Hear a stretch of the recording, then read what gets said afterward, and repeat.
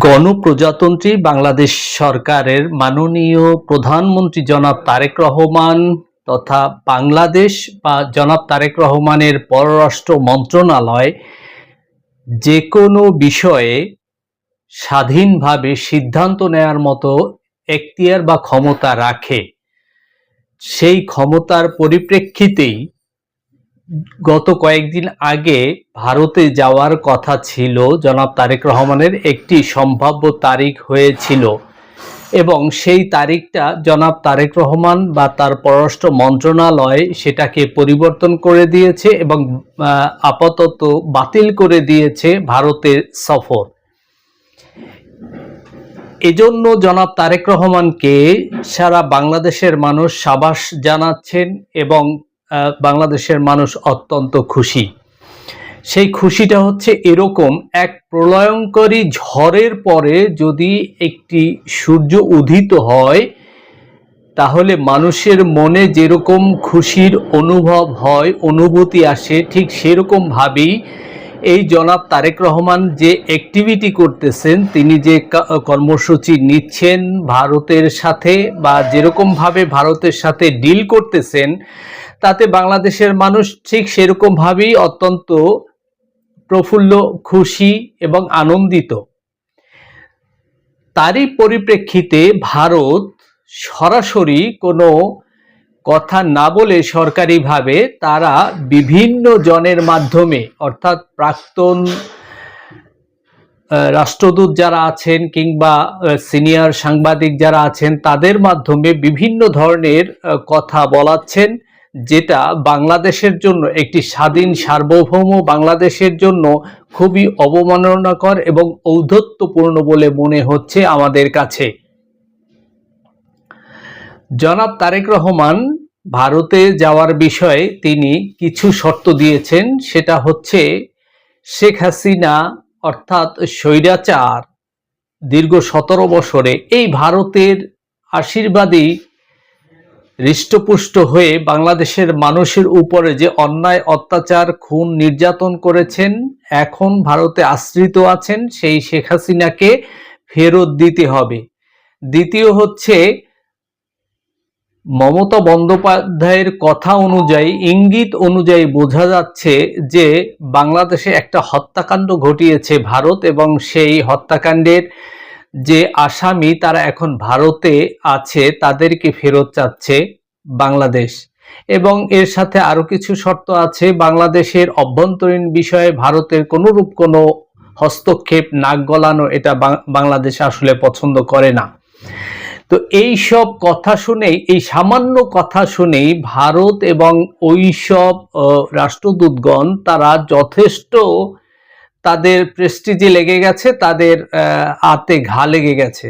কিন্তু এই দীর্ঘ 54 বছরে 71 সালে স্বাধীন হওয়ার পর থেকে ভারত যা যা করেছে বাংলাদেশের স্বাধীনতা, সার্বভৌমত্বের বিরুদ্ধে কিংবা বাংলাদেশের জনগণের বিরুদ্ধে, বাংলাদেশের বিরুদ্ধে, সেই বিষয়ে যদি এক এক করে বাংলাদেশ এখন হিসাব চায় তাহলে সেটা কেমন হয়। বাংলাদেশ যদি বলতো যে শেখ মুজিবুর রহমান কিংবা শহীদ প্রেসিডেন্ট জিয়াউর রহমানের হত্যাকাণ্ডের পিছনে কারা ছিল তাদের নাম প্রকাশ করো এবং তাদেরকে বাংলাদেশের হাতে তুলে দাও, তাহলে কেমন হতো।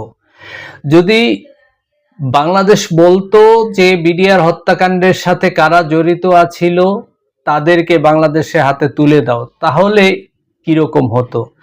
যদি এরকম বলতো বাংলাদেশ যে 71 সালের পর থেকে বাংলাদেশের সীমান্তে যত মানুষকে হত্যা করে হয়েছে, সেই হত্যাকাণ্ডের সাথে যেসব মানুষ জড়িত ছিল তাদেরকে বাংলাদেশের হাতে তুলে দাও, তাহলে কেমন হতো।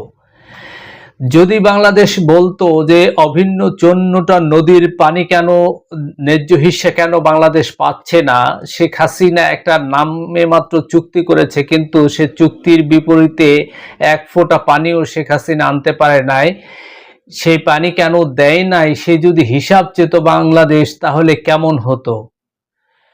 যদি বাংলাদেশ প্রশ্ন করত যে ভারতের আশীর্বাদে শেখ হাসিনা ক্ষমতায় এসে নিষ্পাপ বেগম খালেদা জিয়াকে জেলে নিয়ে তাকে স্লো পয়জন দিয়ে হত্যার চেষ্টা করা হয়েছে, এর বিচার যদি চাইতো তাহলে কেমন হতো? যে নিষ্পাপ নির্দোষ, যে রাজনীতি বোঝে না, যে সেই জনাব আরাফাত রহমান কোকোকে হত্যা করা হয়েছে, তার যদি বিচার চাইতো তাহলে কেমন হতো? হয়তো বা সেই কারণেই জনাব মোদি বা ভারত বলেছে যে জনাব তারেক রহমান আসলে তাকে এমন সংবর্ধনা দেওয়া হবে যেটা ঐতিহাসিক হবে, ইতিহাস হবে।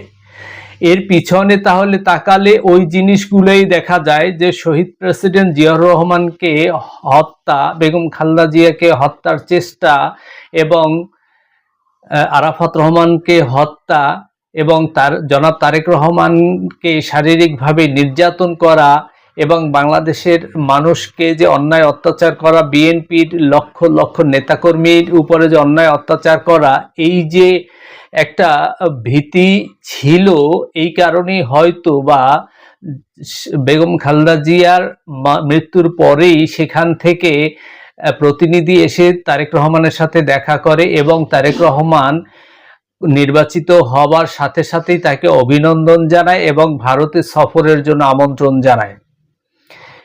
এটাই হচ্ছে তার আসল কারণ। কিন্তু জনাব তারেক রহমান ভারতে যদি যাইতেন তাহলে হয়তোবা ভারতের যে কূটনীতি বা কূট চাল সেই অনুযায়ী যতটুকু বোঝা যায়, এমনও হতে পারত যে 21শে আগস্ট একটা খেলা করে শেখ হাসিনা একটা তার তার এবং তার প্রভুদের প্রেসক্রিপশনে একটা ঘটনা ঘটিয়ে সেখানে জনাব তারেক রহমানকে আসামি করে তাকে শাস্তি দেওয়ার চিন্তা করেছিল শেখ হাসিনা। সেই 21শে আগস্ট যদি ভারতে যেত, জনাব তারেক রহমান হয়তো এমনও হতে পারত যে তারেক রহমানের গায়ে ডিম নিক্ষেপ করা বা তাকে গালাগালি করা, তাকে লাঞ্ছিত করা, তাকে অপমান অপদস্থ করা, এরকমও ভাবেও হয়তো ফ্যাসিস্টদের যে দোসর যারা আছে ভারতে এখন, তারা করলেও করতে পারত। হয়তো এরকমেরই কোনো প্ল্যান ছিল। তখন হয়তো ভারত বলতো যে না, এগুলো আমরা চেষ্টা করেছিলাম, কিন্তু আমরা চেষ্টার পরেও এগুলো হয়ে গেছে, অনাকাঙ্ক্ষিত ঘটনা, এগুলোর সাথে আমরা জড়িত না, আমরা এগুলোর বিষয়ে কিছু জানি না। ঠিক 5ই আগস্টে শেখ হাসিনা যেরকমের সাংবাদিক সম্মেলন করেছিল বাংলাদেশের আপত্তি সত্ত্বেও, ঠিক সেরকম ভাবেই হয়তো ভারত আবার এরকম কোনো একটা নাটক সাজাতো। হয়তো জনাব তারেক রহমান এগুলো সবকিছু বুঝতে পেরেই তিনি এই সফরটাকে বাতিল করেছেন এবং বাংলাদেশের মানুষের কাছে তার গ্রহণযোগ্যতা আরো অনেক অনেক গুণ বেড়ে গেছে এবং জনাব তারেক রহমানের জীবনের উপর হুমকি অনেক বেড়ে গেছে। তার পরপরই দেখা যাচ্ছে বাংলাদেশে বিভিন্ন জায়গায় বোম পাওয়া যাচ্ছে, বোম ব্লাস্ট হচ্ছে। এগুলো সেই 2001 সাল থেকে 2006 সাল পর্যন্ত যখন বিএনপি এবং জামাত ক্ষমতায় ছিল, তখন যেরকম নাটক করা হয়েছিল, শত শত জায়গায় বোম ফুটানো হয়েছিল, এখন আবার সেই একই খেলায় মেতেছে তারা। কিন্তু তখন তাদের সাথে আর একটা শক্তি ছিল, পৃথিবীর শ্রেষ্ঠ শক্তি, কিন্তু এবার কিন্তু তারা আর নেই।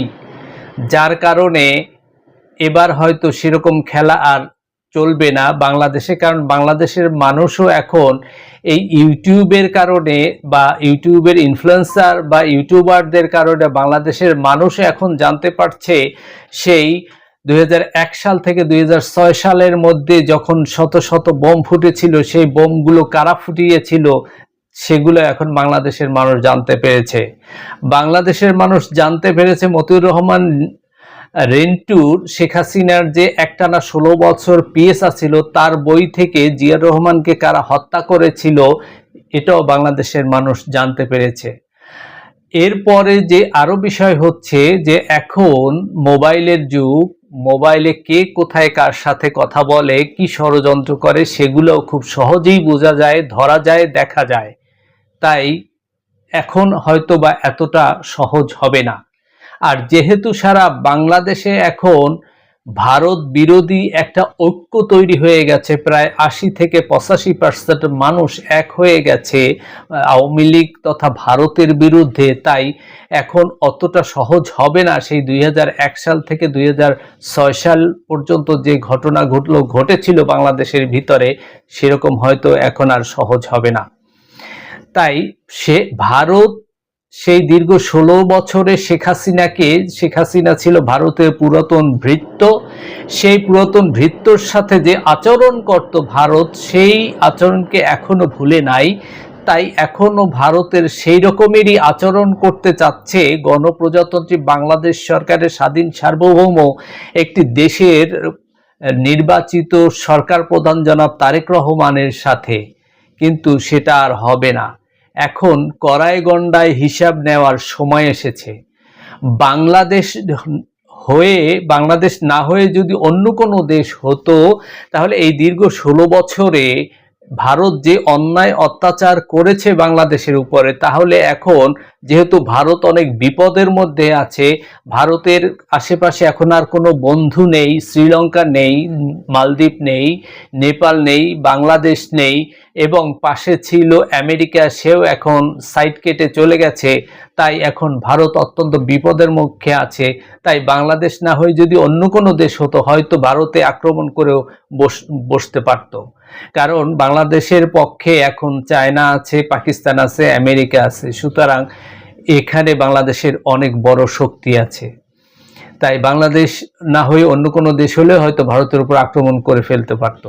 কিন্তু বাংলাদেশ যেহেতু অত্যন্ত শান্তিপূর্ণ একটি দেশ, মুসলমান যেহেতু শান্তিতে বিশ্বাস করে, ইসলাম শব্দের অর্থ হচ্ছে শান্তি, মুসলমান কোনো উগ্রতা বা সন্ত্রাসে বিশ্বাস করে না। তাই বাংলাদেশ অত্যন্ত শান্তভাবেই থাকে, সবকিছু সহ্য করে যাচ্ছে নীরবে। তাই বাংলাদেশ যেমন ভারতকে দরকার, ভারতেরও বাংলাদেশকে দরকার। কারণ দুই প্রতিবেশী দেশ, দুই দেশকে দরকার।